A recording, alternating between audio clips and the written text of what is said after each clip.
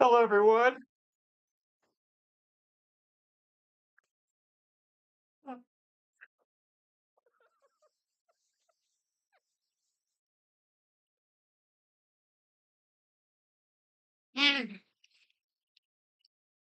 Everyone, welcome to another edition of Our Sinclair. Brent, you are bad at your job. So very bad at your job of streaming, of just hitting buttons like a monkey.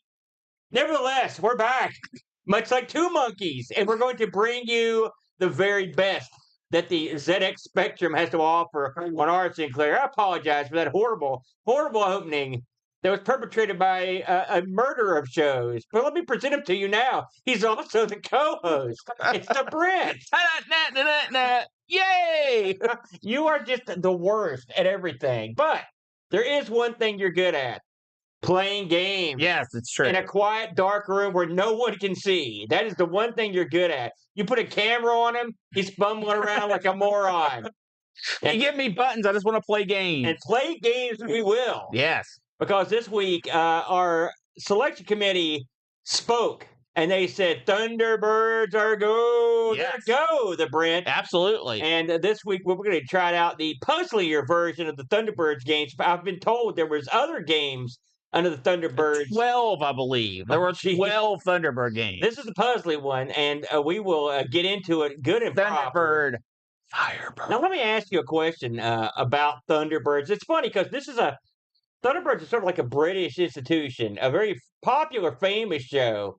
But this one actually sort of crossed the pond a little bit because they would show these on occasion on American TV. Did you ever catch any of the Thunderbirds shows? No, I knew that they occasionally played over here, but that's such a blast in the other direction to what we're used to getting, especially as children. I mean, you had this the Mr. Rogers stuff that sort of had some of the Mr. Rogers. He had everything like this at all. Yes, he did. He had puppets, but not like this. That's as close as that.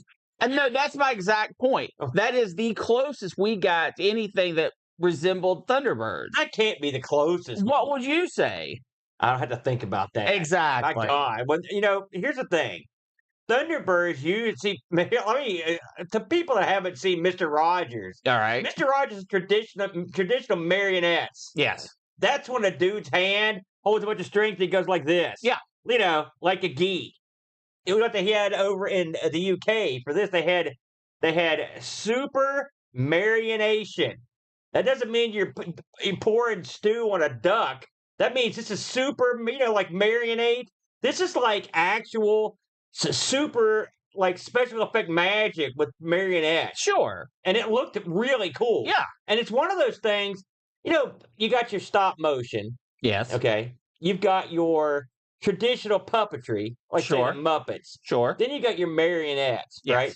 If you smush them all into a ball, then you get this super marionation. That's what it reminds me of. All right. Sure. Because you've got a little bit of stop motion. And the thing is, the people that worked on this these weren't just a bunch of like guys, hey, let's make a kid show.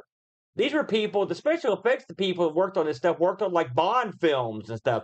Anything that had miniature use, I had like in motion. Yeah. You've got a lot. These guys had honed their craft. Oh, yeah. They definitely knew what they were doing, and they could pull off some really cool effects with it. Now, this Thunderbird, in particular, we're talking about today, only ran from 64 to 66. I was surprised at that, really. Well, that's the UK way. Well, I'm just saying, they ran 2 series totaling 32 50-minute episodes, which I thought was interesting. It was in the 1960s, and it's actually a follow-up to some earlier Super Marionation productions, which were 4 Feather Falls, a Supercar, Fireball XL 5, and Stingray. Now, I've not seen all these, but I've seen some of at least one of these, which I think the one that we actually got one of these in the States.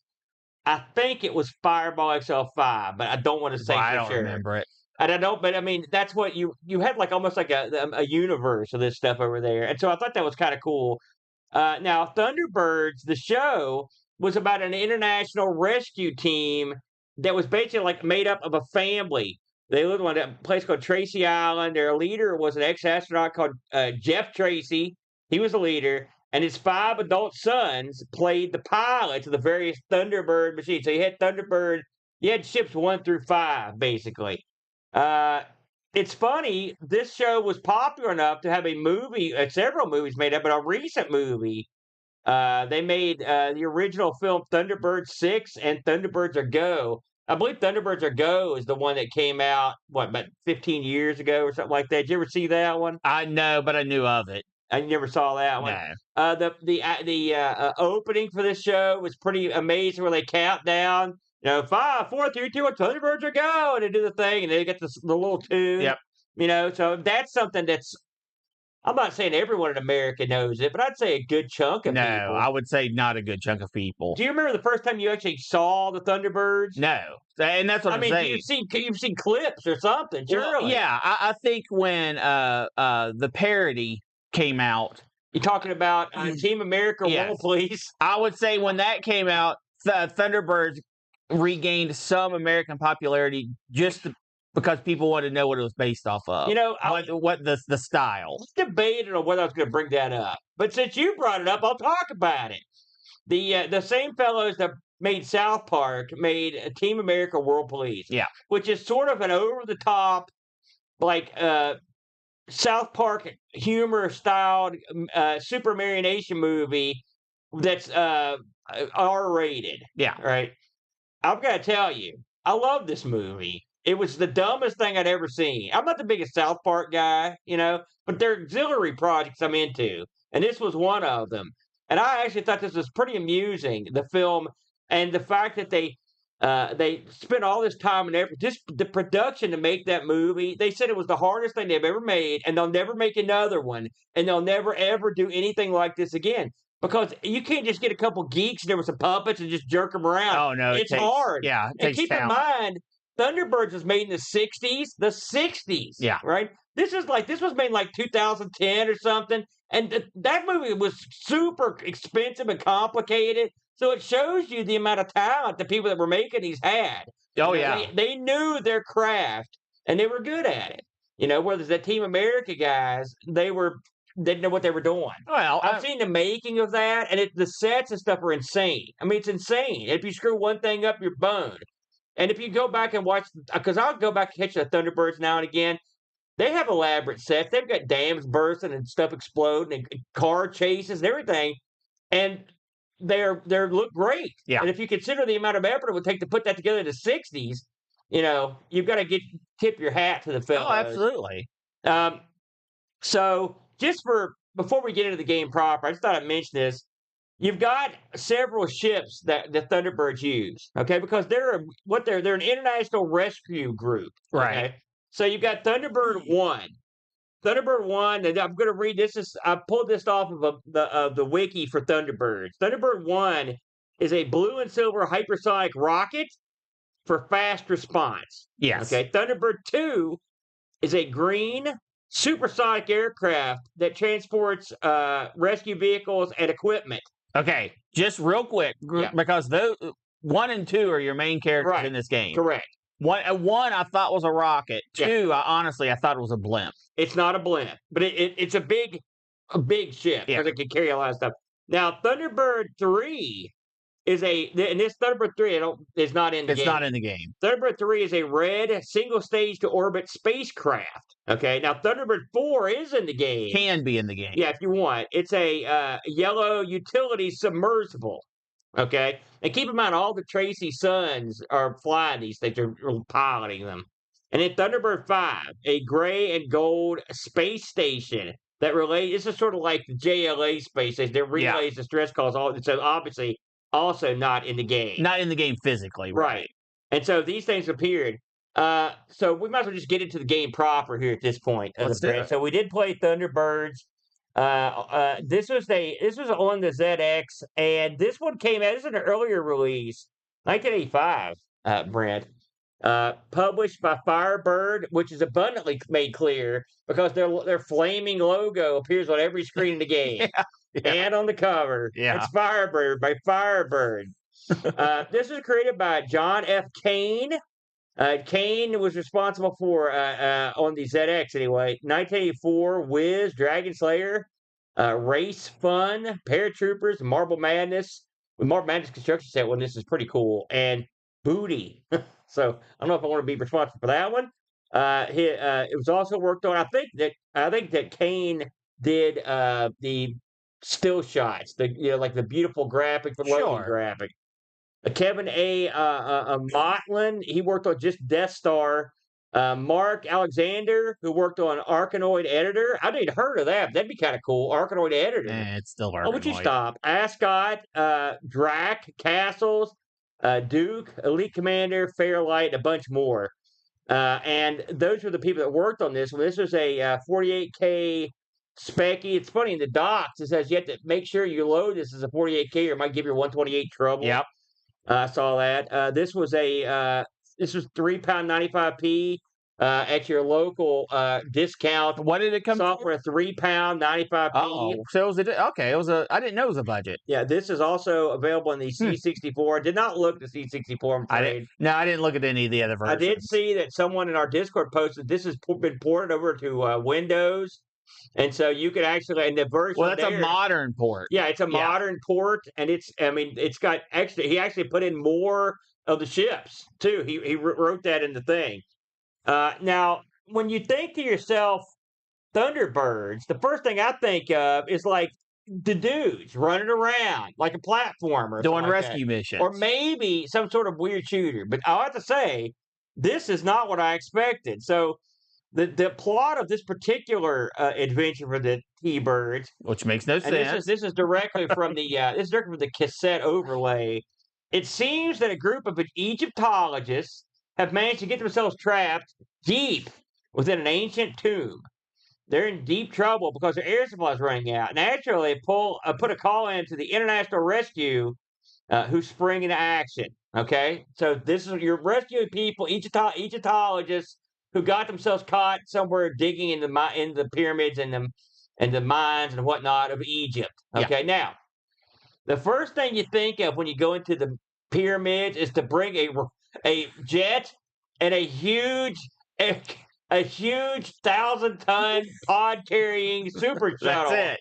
But by God, when you're one of the Tracy's and you're a Thunderbird, that's what you do. And so Thunderbirds are go now. So in this game, you'll be piloting ships 1 and 2, and occasionally 4, as you go and try to rescue these guys.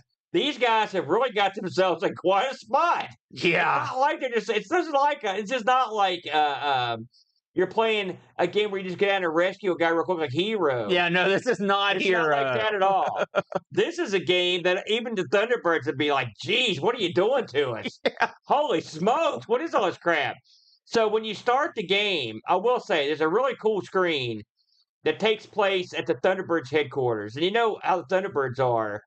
They launch, they've got a pool, and it's a compound, because they got money. Yeah. I'm sure they're funded by the world, I would guess. And so I'm just saying, you don't just have 4 or 5 ships on a space station if you're just a mom and pop organization. They got bucks. So they got a big pool, they got a compound. It's time to launch Thunderbird 1, they don't go to the airport. That's for geeks. No, their pool pulls back. Vertical takeoff. And then the ship shoots up out of the pool. Now, I remember watching on TV, I believe I think it's Thunderbird 2. One of these things skids down a hill and like a ski lift. It goes or a ski jump, and it goes, it swoops out. I think that's Thunderbird 2. You only see Thunderbird 2 like already airborne. You don't see it launch. But it's a cool effect to see the thing shoot up out of the pool. I like that. It was an intro, man. Here's a little tidbit, by the way, that's not readily noticeable, because basically when you start the game by hitting the A button, you can actually reconfigure the keyboard by just hitting R. I didn't know that until I actually read the docs after playing, but it didn't turn out to be that big of an issue. Yeah. So you hit the R button, and then you can reconfigure the keys. The keys are up, down, left, right, and then there's a button to basically swap. Okay? Swap who you're controlling. So when you start the game, it's time for you to see what you want to put on Thunderbird 2. Okay? And so this is where you can put on equipment you want. They've got like some weird stuff too, like insecticide, and like there's a radar that you could put Thunderbird 4 on here, the submersible. You could put missiles, you could put extra fuel. And you're not buying the stuff. Yeah. You're using the tonnage that you can Right, carry. you could carry 40 tons. Yeah. Okay, and so And the game actually is like, if you were an expert player, you wouldn't need any of this stuff. Right. And the funny thing is, like one time I accidentally put more than 40 tons, and the game was like, "Now you can't launch. Yeah. You're overweight." So I was like, "Well, thanks. Why didn't you tell me?" You know what I'm saying? Why did you get me to this point? And then once you load up on goods, did you have anything you took in particular with you? Yeah. Yeah. I'm gonna see. I took insecticide. Yes. I took Thunderbird 4. Yes. I took extra fuel. Yes. And I took missiles. No. And I took them. And sometimes I would take the mole. I would take the mole was just thinking like digs. By the way, I took sonar. Sonar, acid, and insecticide. You took acid? That didn't sound good before the trip. No, well, made things more colorful. And so now it's time to go into where the Egyptologists are trapped. Okay, so what that really means is it's time to go to a series of bizarre, like puzzle mazes. All right, so this game, you're driving one of the two ships. Okay, so you're controlling both, but you're controlling one at a time. Yeah. Well, like we said, you move up, down, left, right, and then you hit the button to swap to the other ship if you can. Okay, which Brent kind of schooled me on that earlier because there was some places I couldn't do it, and there are some places you can't. Now, the Thunderbird 2 can shove and move around green items. Okay, he's the green ship. He can move the green stuff. Thunderbird 1 can move around blue items. Yes, and that doesn't just mean move. It means he can lift them as well. Yeah. And then interact with. Right. Now, and both of them can move red objects. Here's the way this works. You've got a time limit and you've got a fuel limit. No, you don't have a time limit. No, you've got because they run out of air. Well, I never ran out of. Oh, I never got that far. Yeah. But that's what you can run out of air. The guys can run out of air, or you can, which is much more likely that you'll run out of fuel. Yes. Which is why I started taking extra fuel every time I went. So what you're going to do in this game is to try to guide these two ships through the maze to get to the Egyptologists. They're stuck at the bottom.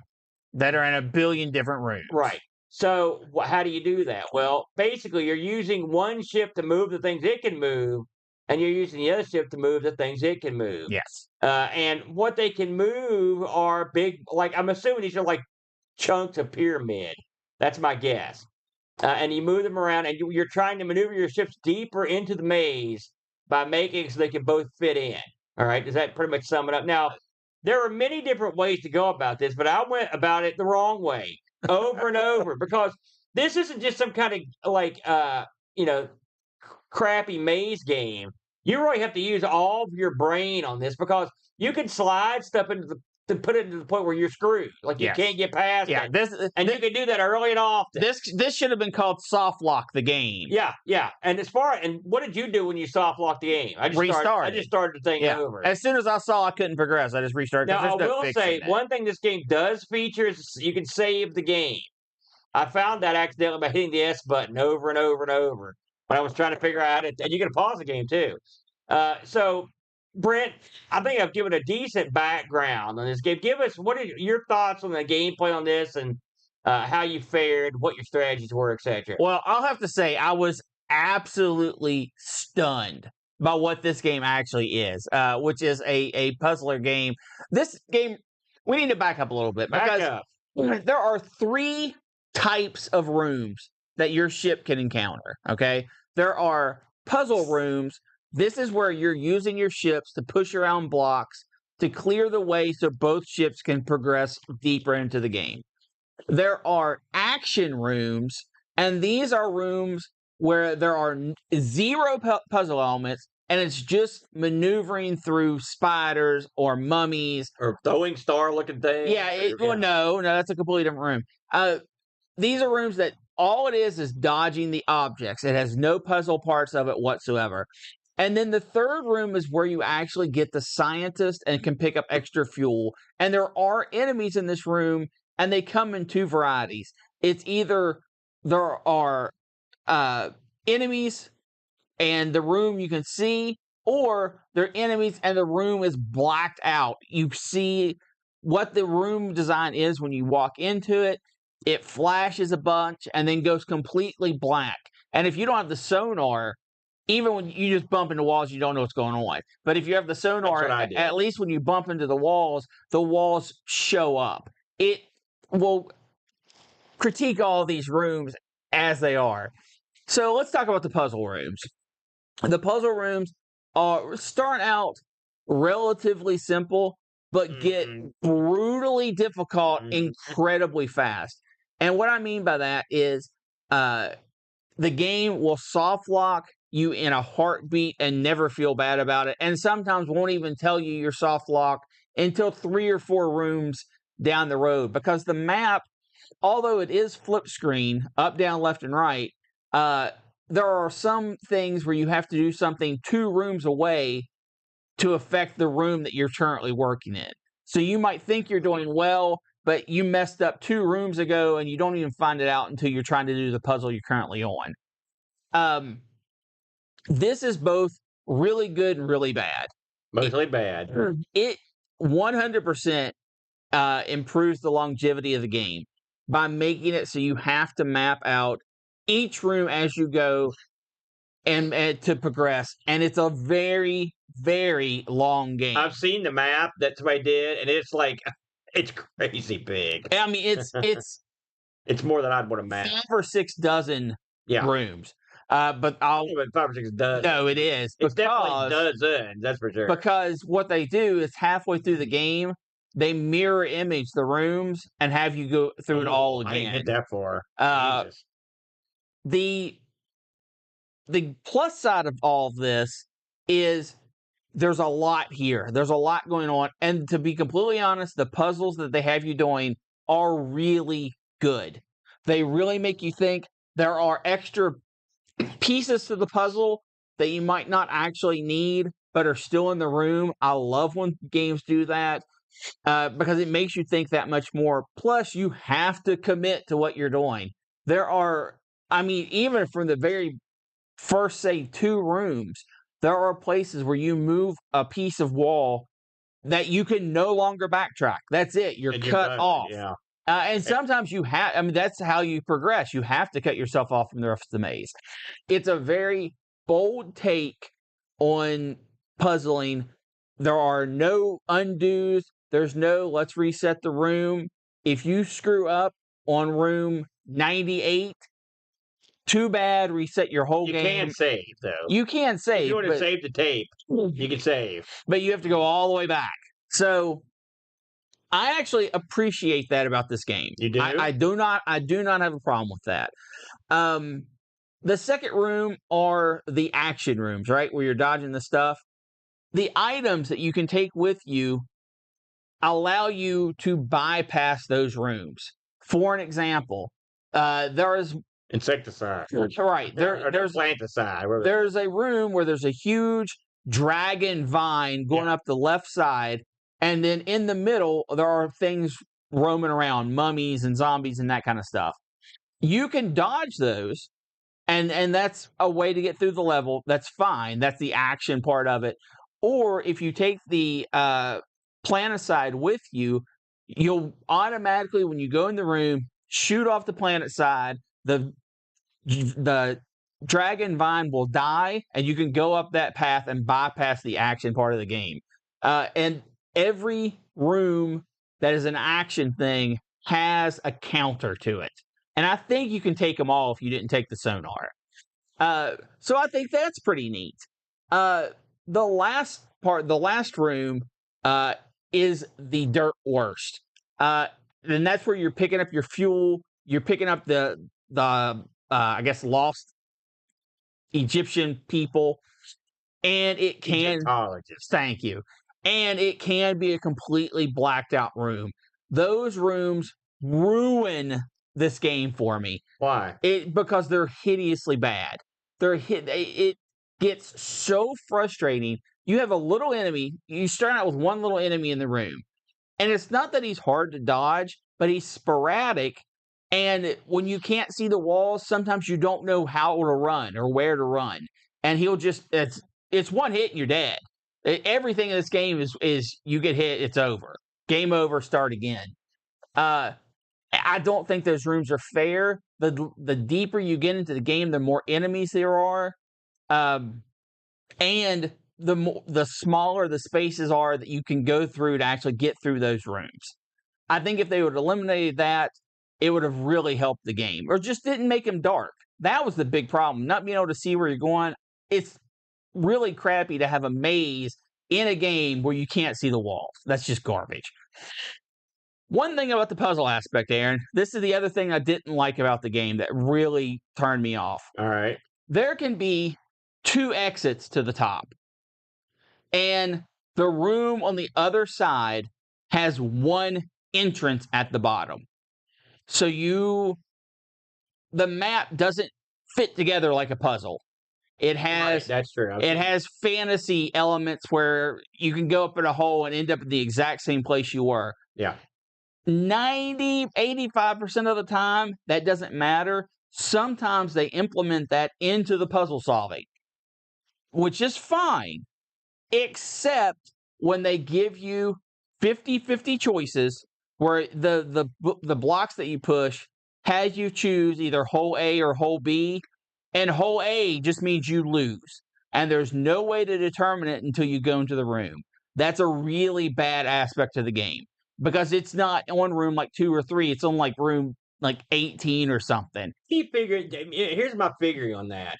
Because when I saw the map, I saw some because it's not like most of the map works. Yes. And some of it doesn't. And I thought to myself, I wonder if they screwed up and just decided to adapt the game with this weird thing in it. No, this was absolutely designed as part of the puzzle. You think? Yes. Because there are so many puzzles that rely on you going into one hole to do something and then come back later through a different hole to use what you've already done to bypass it. And that's fine. I mean, it's a little weird. It's awkward to look at. It's when they say, listen, man, you can either go left or right. We're not saying which one's right. And one of them just ends your game. That's you can't do that, man. You can't do that in this type of game. We should also mention, because it haven't came up yet, but yeah, aside from running out of gas or running into stuff, you can also, when you're moving blocks, often the blocks are put in there in a way that where if you do the wrong thing, they can fall on you. Yes. And they can even fall on the ship that's pushing or pulling or pushing them up, and that kills you. And you can't finish the game. So you've got, not only do you have to not get caught, not be trapped, not soft lock the game, but you also have to be they've set this up to where it looks like it's not gonna be that difficult, but it's a trick. If you push the wrong thing, if it's like, for example, if it's a blue block that's shaped like an L, upside down L, and it's on a ledge, and you move it too far, the top part will come down and crash on top of your ship and kill you. Yep. And so that adds a little bit of extra sauce to it. Yeah, and that's really just, if you're paying attention, it's not that big of a deal. Well, you have to learn quick on that one. Oh, yeah, you do.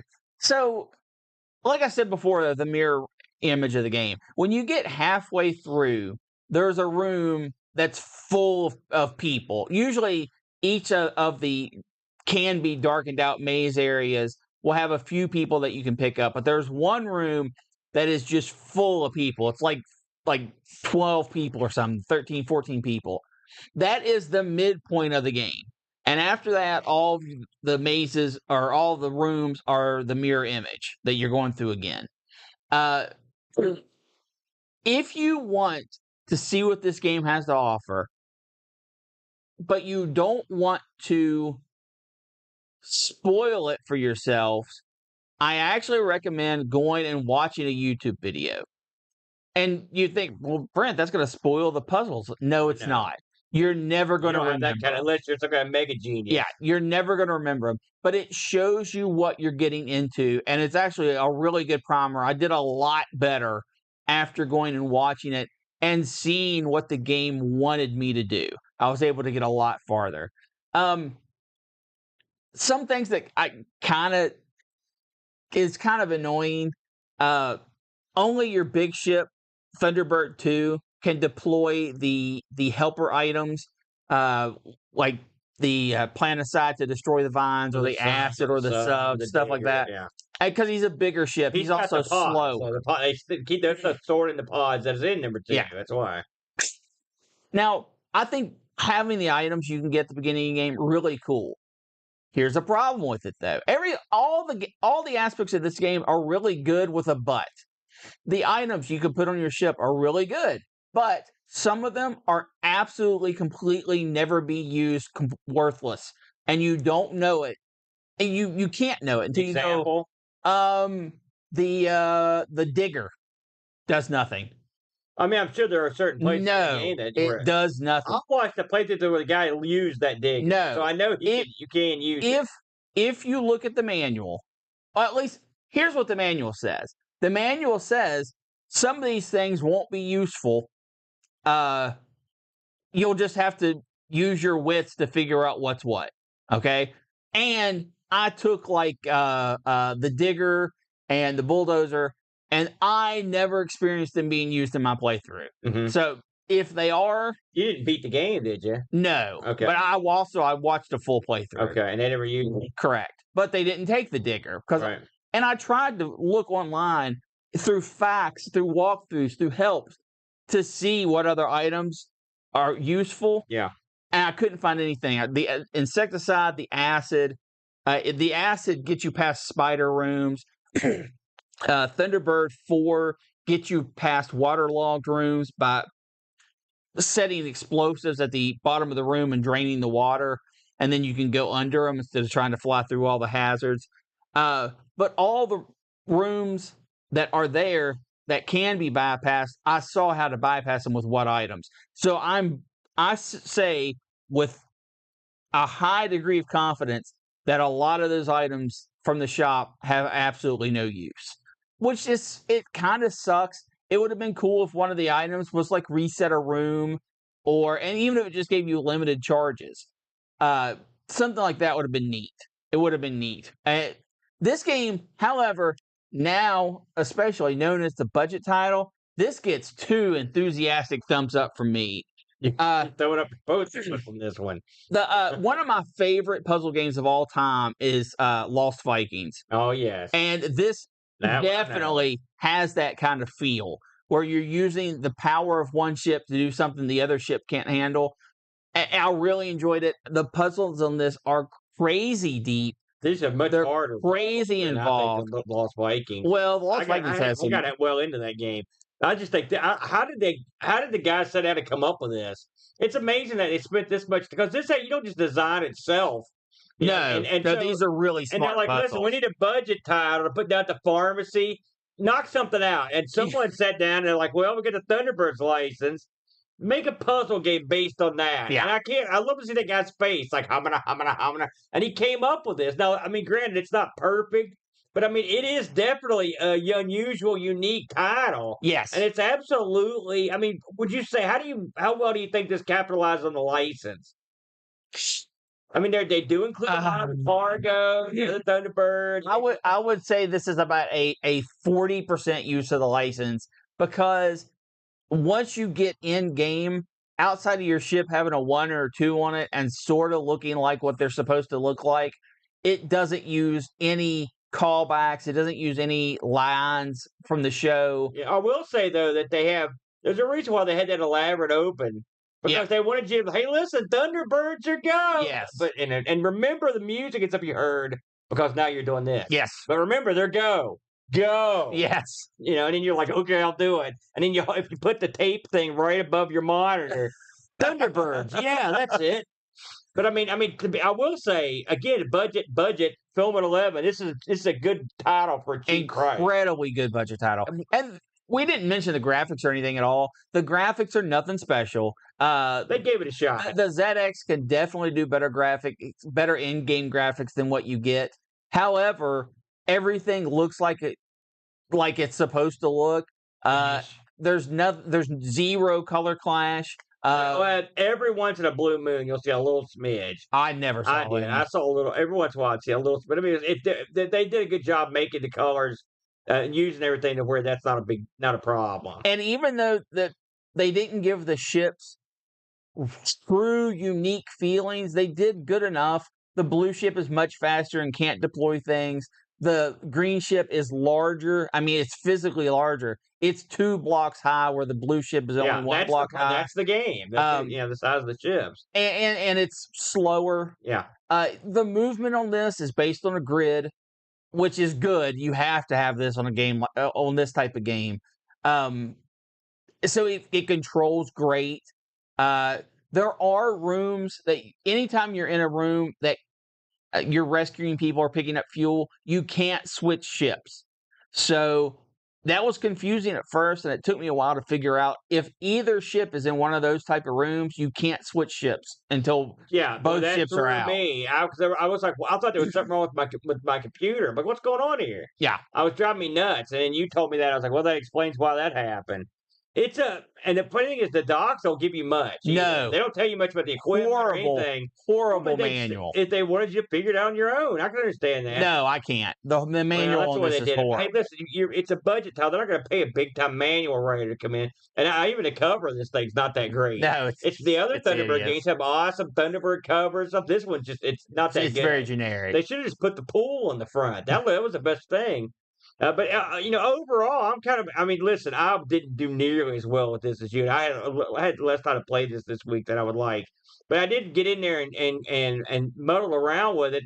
And I'm going to tell you, by the way, when I first booted this up, you talk about dumb guy look in my face as I sat there like this, and I'm like, oh, like I was like, okay, let me get them docs. I got to see what's going. I mean, when you first the docs didn't help. If you pirated this, you'd be like, oh my god, what have I gotten myself into? But once you get into it, and you understand how things work. And like Brent said, this is what we're watching a playthrough. It's not the worst idea. Just to give you a little taste of what you're supposed to be doing. Because you're not going to remember it when you get in game. I'll have to say, when I loaded this up, I went into it completely blind, had no idea what to expect. And within the first 2 screens, after figuring out I couldn't switch ships in some of the screens, I was like, oh, I get this now. This is like Lost Vikings. I'm going to be and then I was frustrated over and over and over because of the soft locks. Yeah. But I did get better. I did keep progressing. I took notes. I was like, okay, I have to do this first in this room. And I was able to, I didn't beat the game. I didn't even get to the halfway point. But I enjoyed my time with it because I did feel like I was progressing, which was nice. Yeah. It sounded like you got well in. I did. And well in's so subjective. I got about 20 rooms in, I think. Yeah. Okay. All right. Just an FYI, we did get some reviews on this one. The brand, if you're interested in hearing what the people had to say here. I'm going to guess they were quite complimentary for this game. You think so? Yes. So our first review here from Pajako chimes in. Where did this game come from, and why am I only playing it now? Thunderbirds is a giant sliding block puzzle where every move requires you to stop and think about the state of the game before moving into the next part of the puzzle. That's true. This is definitely one where mapping things out will come in handy.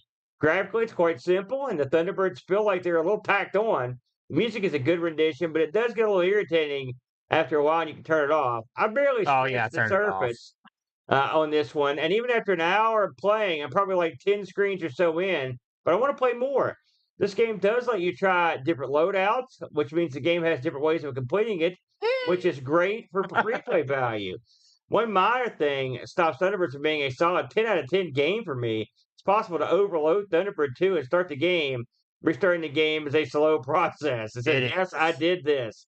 I did the same thing. Don't feel bad, Pajako. It tells you how much you can carry. Well, still you can do it. For me, the main point of contention is the live system. You can instantly end the game by pushing a block and crushing yourself. But if you run into a baddie, you lose a life and carry on playing. So the live system was a little tacked on as well. Yeah, it was worthless. Overall, this game is a hidden gem, and I'm pleased to have been introduced 8 out of 10.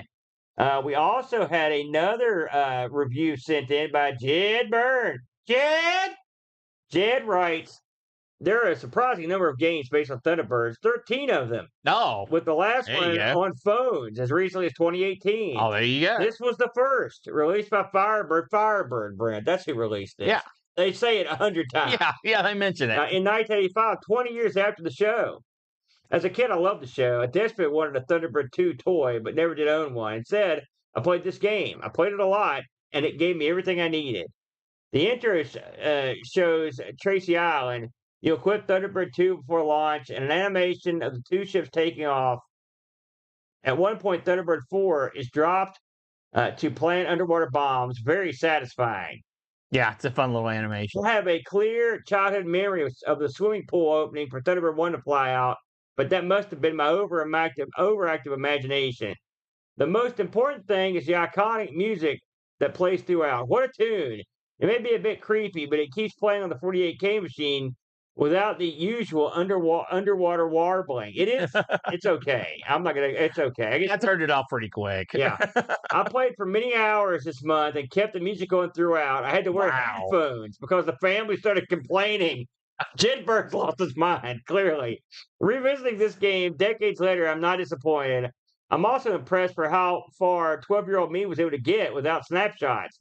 After all these years, I finally finished the game. Wow. Player falls like the frustrating levels with random crosses flying about in the dark. That's as you mentioned, the brand. Yeah. Nevertheless, I enjoyed this game as much as I ever did.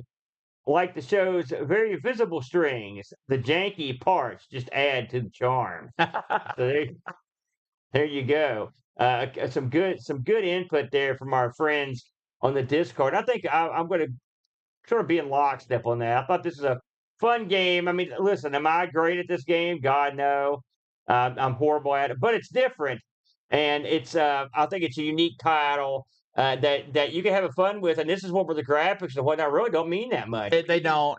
You can just have a good time with it, even in 2024. And if you want to pick this up, it'll cost you about $8 American without shipping. Yeah, if you're in Europe, you're good to go. In America, it'll be the usual baloney. Yeah, but yeah, but they are available. But this is I would wager they probably had about 1 million of these they sold. Because probably. So it's funny though, if you think about it. Jed Bird made a good point. This came 20 years after the show was canceled or ended, and so but kids still were into it. So I'm assuming this is like a lot of American shows. They just replayed it over and over in syndication or whatnot, and the kids saw it every morning for years, and they got into it. Yeah. Well, and that's why I'm actually surprised this only ran for what you said 2 seasons. Yeah. I would have thought this would have been something that ran for a lot more due to its staying power. One thing I did read when I was doing some research for the show that one of the things they just had tried to do, they sort of banked on this, was getting this picked up in the U.S. and it just didn't happen at the time. And I think that, and so I wager it was an expensive show to make. Oh yeah, and then once they didn't get picked up here, and of course the United States is an idiot. Because this show would have went over like gangbusters here. It did eventually for no good reason. Because we all know about it, So who knows? Well, Aaron, as we bring this to a close, what are we bringing to the table next week? Well, on a very special day. Next week, the Brent will be well, we might as well just spill the beans. The Brent. Next week, we have beans. We will be at Boatfest. Yes. By the time you see this show, as we film it today, Boatfest is 5 days away. Coming next weekend, the weekend of June, was it 14th, 15th, and 16th, I believe. And it's all going down. Scenic, pleasant, Hurricane, West Virginia, Boatfest 2024. And myself and the Brent will be there. In our yearly tradition, an ARG presents live in front of a crowd where I have no idea what we're doing, and Brent won't tell me. It's going to be awesome. Do you want to tell me now what we're doing? So no. Later? No, it will blow your mind. Because I would be on board except for one thing. At the beginning of this show is that thing. Because you've so thoroughly screwed that up that I just think to myself, how can he possibly do anything correctly? Now this is so good. It came to me in a dream last night. Oh, so wait a minute. The 5 days before the show, this is when you're gonna hone it in. I actually had something else prepared. I was going to you remember we talked about we should put all the bad episodes we did on the wheel and spin them for retribution. Yeah. And you were like, man, that would take a lot of work. I still planned on doing that until last night. And last night it came to me. That was a dumb idea. It came to me like, oh, I thought it was pretty good. So we're kind of screwed. It came to me like a mighty dream. And I was like, this is it. So prepare for awesomeness. Okay, I will. And I should mention that'll be going down next Saturday at 10 a.m. It's a day earlier than you would normally see ARG. We're going because it's going to be at the heart of Boatfest. We're sort of, I don't want to say we're main eventing. Deep in the heart of Boatfest. For you ZX fans, the next Our Sinclair will be a little title. I've never heard of this title, if I'm honest, Brent, called Bugaboo the Flea. That's a different one, but it's coming. That on our next episode of Our Sinclair, and then the episode after that, we've got a very special event coming, which we'll get into that somewhere down the line. It should be a lot of fun. I think that's all we've got. Please, we'll be broadcasting the entirety of Boatfest on Twitch, and on YouTube, as far as I know. So if you're interested in catching us live and you can't attend, please hop in to the chat room and watch Boatfest, and we're going to try to present you with a different event every 2 hours. There should be something going on, so there should be hopefully there's not going to be a lot of downtime where you just watch people mill around. We're going to cover a lot of special things this year to entertain the people that are watching for the comfort they're at home. So it should be a lot of fun. You got anything else you want to talk about, Brent? Nope. Let's get out of here. We'll see you next week at Boatfest. Until then, everybody, get out there and play your ZX, right? Rewind tape and ZX.